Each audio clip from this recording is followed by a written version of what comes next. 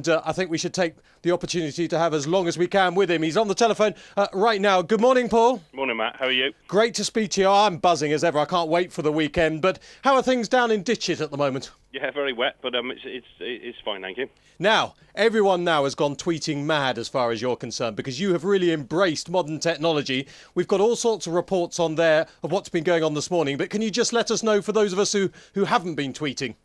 No, basically, Kauto, Harry Skelton, and the Nightingale, Sam Thomas, just had a little pot round our school, jumped 20-yard fences, just the last bit of exercise, really, last bit of jumping before he runs on Saturday.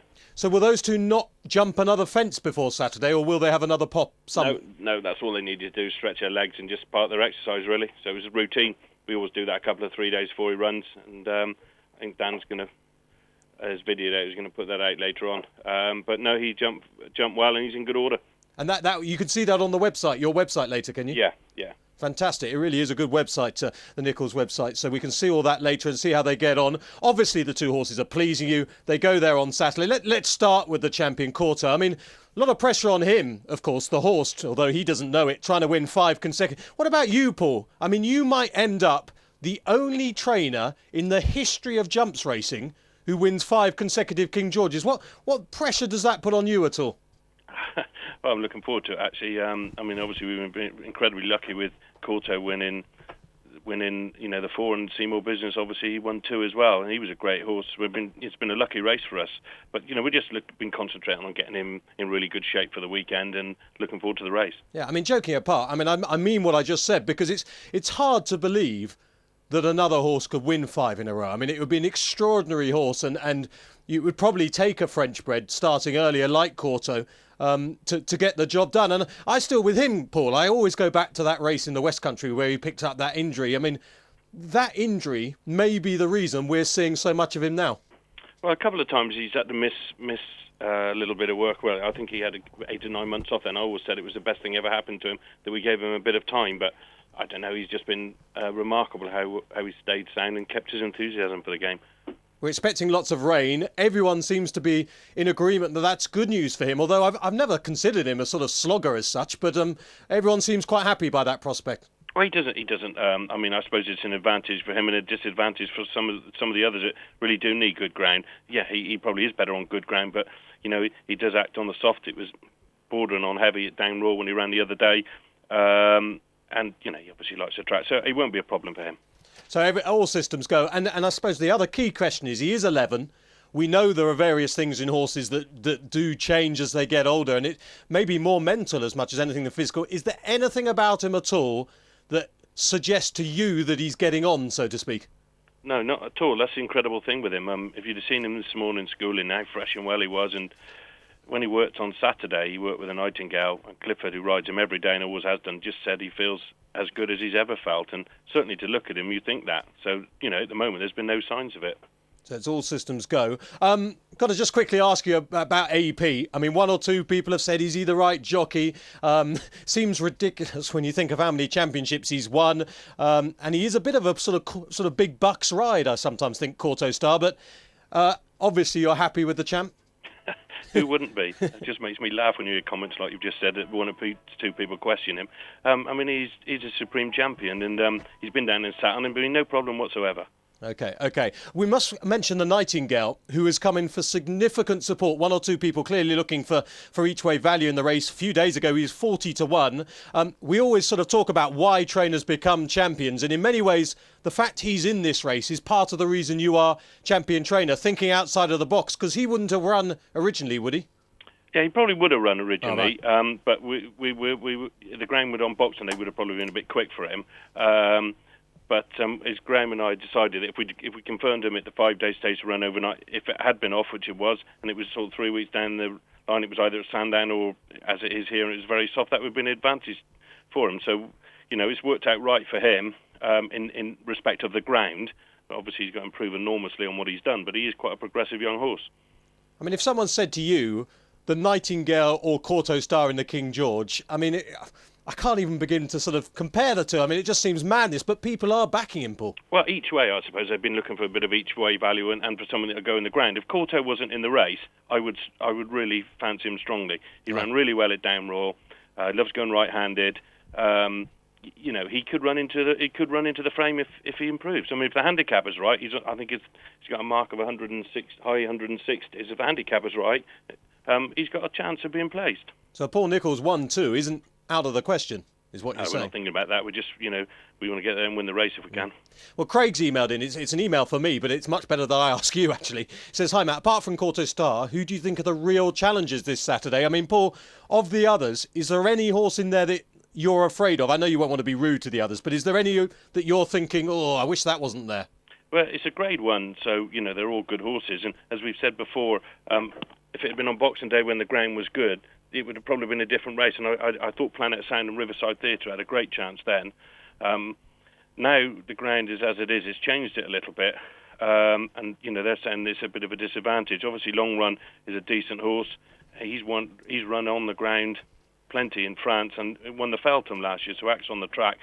Was obviously, you could argue, I suppose, a little disappointing in the Paddy Power with his weight and everything. But, I mean, he has got course form and soft ground form, so he'd have a chance. I think Nakarat wants better ground as well. His best run was at Wetherby earlier in the season when the ground was bordering on quick.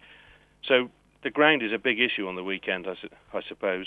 So it's made it very open behind Kauto.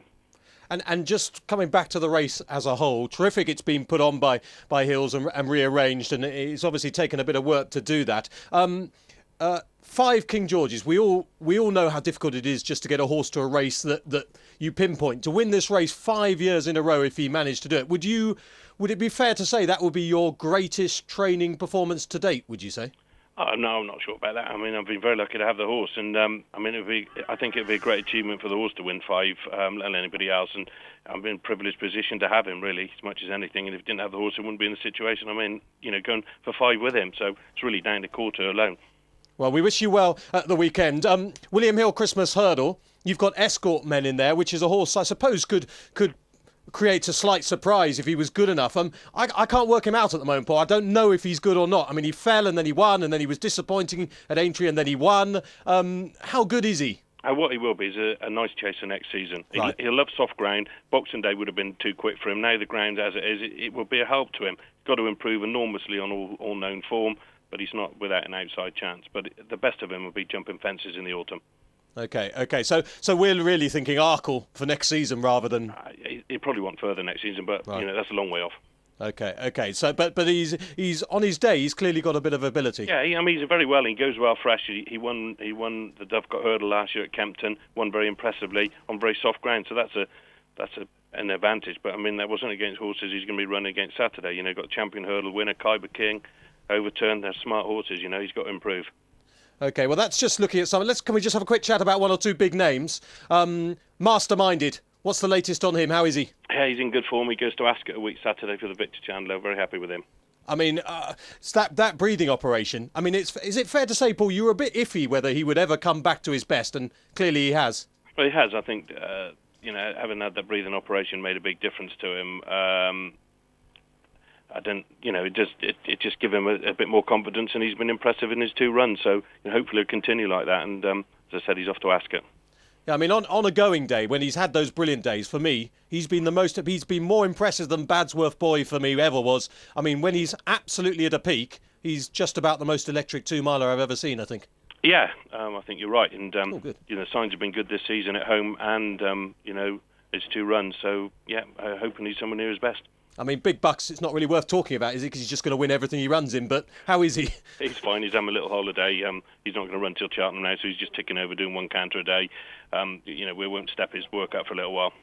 Yeah, I mean, he's just the best, isn't he, basically? I mean, it's just... In that division at the moment, he is, yeah. And just got to try and keep him sound and fresh and well and, hope it stay like that. But undoubtedly it'll be one day someone come and challenge him, as always. What's the latest on the Tank? He's fine, yeah. He's cantering away. Again, he's going to go straight to Cheltenham. He had a nice long break after the Hennessy, and he's just started. Actually, had his first canter yesterday for a long while, and now he's going to be cantering every day. Tune him up for Cheltenham. And to get him fresh, is that because he ran so well in the Hennessy? You just think, he's getting on a bit like Kauto. He seems to go well fresh. He's obviously a horse you can get fit. Just keep him right for the big day. Yeah, I think we proved last year by running him as we did in the Aon, sort of not fully wound up, isn't the right thing to do anymore. He wants to be at his very best, and it's pointless having him at his best a month before the Gold Cup. So we're just, to be fair, realistically, it's his last chance of running anywhere near his very best this year. So we've got to give him every chance and have him, as good as we can on the day. So that's what we're aiming to do. Okay. Hi, Matt. I've just got an email. Could you ask Paul about Sire Collonge, who is making his debut soon? Is that the name of a horse? Yeah, Sire Collonge. He's entered in the Lanzarote this weekend. Right. Sorry, yeah. Okay. He's a horse, had one run at Auteuil in the spring and won. Wasn't much of a race, but he made all in one. Don't really know what he is. He's very much bought to go chasing, and he'll be a lovely chaser next season. You'll hear a lot more of him then. But he's got a mark of 127, which is workable off. He's in on Saturday. I'm going to work him tomorrow morning and just see whether he's ready to run. But he's certainly a horse for the future, but I'd say more likely when he jumps fences in the autumn. Okay. Silviniaco Conti. Bubble appeared to burst at Cheltenham last time, but with the benefit of hindsight, I get the feeling you feel he's a bit better than we saw that day.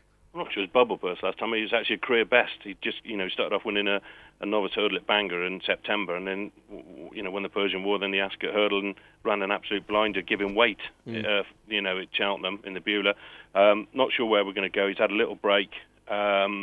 He's in that sort of difficulty. He's a very, very good champion hurdle this year, and it would have to be very, very soft for him to figure. So I don't know what we're going to do. I could have a talk with Jared and make a bit of a plan, but so I suppose, somewhere over 2.5 would suit him better.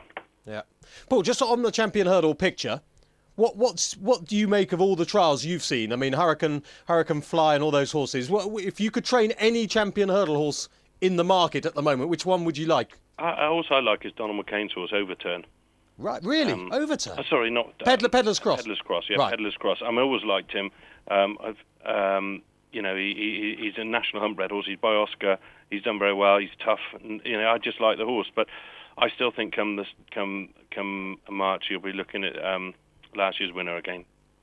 Really? Okay. I think he might be the one. But it's a very, very hot division this year, and there's going to be some great races and great trials leading up to it. I think it's interesting. His Binocular seems to be a horse you almost forget about his form up until the big day, and then see what happens then. Sam Winner obviously did. I mean, I think you're absolutely right what you said about Silviniaco, but certainly Sam Winner's bubble did burst the other day. Was there any reason for that? Yeah, I've just been kicking myself a bit ever since for running him. I sort of half in the morning sort of nearly got a bit windy and then afterwards I wish I hadn't run him. He was a bit flat since, and I don't know, the ground, although he does want cutting the ground was quite deep on Saturday, and Ruby keeps reminding me that winter ground, the trials in some of this winter ground now doesn't mean anything when it comes to the festival in March, when you've got decent spring ground, and obviously, he wants cutting the ground, but probably not like Saturday, and he ran flat, and so I'm going to give him a little bit of a break, and then bit of a plan what we do with him, but I sort of half regret running him now. And I think Nick Schofield would walk from Ditchit to Cheltenham to ride Pride of Dorset in something like the Gold Cup if he was to run. I know Nick thinks the world of this horse. Nice win against Punchestown. Yeah, we're very happy with him. He hadn't run for a long time, and that was actually his first gallop on grass since he'd been off, and he'd had quite a few problems, leg problems. We got him right. I thought he'd improve enormously for the run. So, that was a good run against a good horse. And he's off to Ireland now for running in the Irish Hennessy. Fantastic. And I just must ask you, obviously you've got Sire Collonge in that Lanzarote, but also organise a tour. Likely to run? I mean, he's not exactly been well treated. He's now on a mark of 154. He's gone up £21, I believe, for winning his last race at Taunton and finishing second the last day. I think he's on a mark now. It's very, very, very hard to win with. So I've got to discuss with the owners whether we let him take his chance or find another type of race for him. Right. I mean, he's nearly favourite for that race. It sounds like you don't think that's very... 154 is a very stiff mark for what he's been doing. He's only been winning around Taunton. So I don't know. I think he's got a lot on his plate, but I've got to discuss that with the owners. We might have to find, I don't know, something like the Cleve Hurdle or something like that and just try him in something like that, because I think it's a tough mark to win off. You've been incredibly decent. So it's just final couple of quick questions. Fistral Beach, I thought, looked better than ever the other day at Wincanton. He's always been a horse with lots of abilities, despite all those seconds to start with. Anything up your sleeve for him now? Well, yeah, I mean, he was just very much in the mould of Masterminded. He was struggling with his breathing, so he had that sorted in the summer, and you saw with him a totally different horse once they can breathe. And he won nicely on Saturday. I don't know where he's going to go now.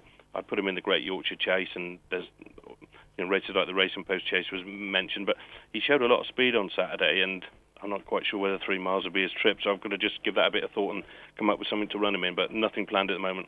I should just mention Like-Minded's also in the Lanzarote. Is that likely to go? Again, he's been off for a long while. I've just got to have a discussion with the owners and decide. A lot of these races this week and next week are going to be run on very, very testing ground, so we've just got to pick and choose what thinks suitable to run on it. Well, Paul, you've been absolutely fantastic running through for 15 minutes with all that. I really, really appreciate the time. Not many. If you think of all the other sports, try and ring up a champion in their sport and say, can you give us 15 minutes now? You'd be just laughed off the TV. So I really appreciate your efforts today. Good luck at the weekend. Let's hope it is 5 for Kauto, and the history books will be very unlikely to be ever rewritten after that. Thanks for your time today, Paul. Yeah, thanks, Matt.